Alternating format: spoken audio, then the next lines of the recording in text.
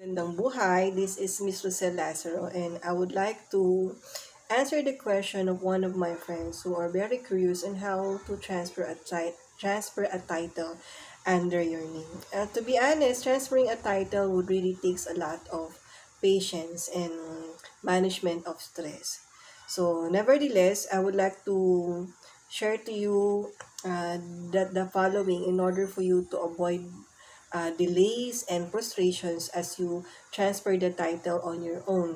So we are dealing here with three different government agencies: the Bureau of Internal Revenue, to where we pay capital gains and documentary stamps, to Municipal Hall or City Hall, to where we pay tax clearance and transfer tax, and then to Register of Deeds, to where we pay registration fees. So let us proceed. So, kailangan po kumpleto yung mga requirements na nakakailanganin nyo. So, you have to have or of course, the original certificate of title, the original na titulo. Then get a certified true copy of the title from the Register of Deeds. So, halimbawa, nabili nyong property ay nasa Palawan, you don't need to go to Palawan, to the Register of Deeds of Palawan, because anywhere in the Philippines, as long as may Register of Deeds na malapit po sa inyo, you can get a certified true copy of the title. And then, you have to have the notarized deed of absolute sale. Very critical po yung date of notary. Kasi titingnan nyo po kung kailan po na-notaryo yan. By the time na na-notaryo siya, in 30 days, kailangan po maayos na po tayo sa BIR. Ibig sabihin na na-assess na po tayo ng BIR, nakapagbayad po tayo ng tamang taxes, the capital gains and the documentary stamps. And then, you have to have the certified true copy of tax declaration. If you bought a house and lot, dapat dalawa po ang tax declaration natin. Tax declaration on land and tax declaration on improvement or building. Then, you have to get a tax clearance.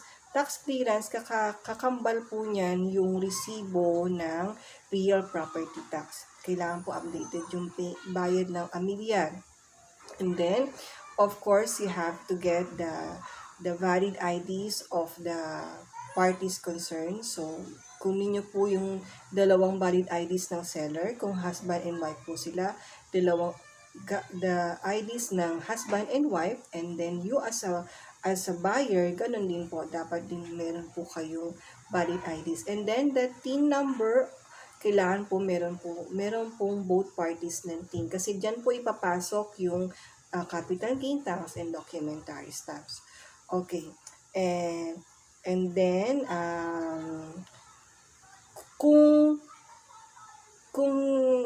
ang binili nyong pong property ay under an SPA, then you have to get certified, then you have to get the notarized original copy of the SPA, kung sino po yung pinagbigyan ng authorization para ibenta yung property.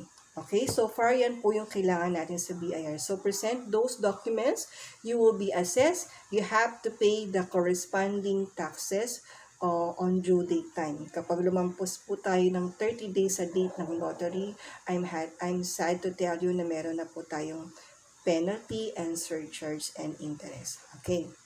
Let's say maayos po tayo, you just need to wait for another 30 days. So minsan inaabot po yan ng 1.5 months, depende sa BIR. Then you will be given an e-card. An e-card is an electronic certificate authorizing registration. Yan po yung kailangan makita ni BIR at ni City Hall or Municipal Hall para i-allow po kayo na makapagbayad ng transfer tax. So, depende po sa munisipyo yung kausap natin. Okay, you proceed to City Hall, you pay the corresponding transfer tax. Meron po silang table doon kung magkano po yung babayaran. Kadalasan it's 0.75 or 0.5 of the 1% of the assessed price ng BIR. Okay? So, nakapagbayad na po tayo halimbawa ng transfer tax sa munisipyo, that's the time that you will go to Registry of Deeds. Sa Registry of Deeds, you just need to present all the documents na nakuha po ninyo sa BIR, and then the transfer, the transfer tax, the tax clearance, then wait, you have to pay for the registration fees, then you wait for another 30 to 45 days, depende sa RD, para po ma-monitor po ninyo. They have a website to where you can monitor kung ano na po yung status ng processing po ng title po ninyo. So, technically, it would take 2.5 to 3 months yung paglipat ng title. But there are some cases na talagang nadidelay. Halimbawa, sa BIR, may delay na agad yan.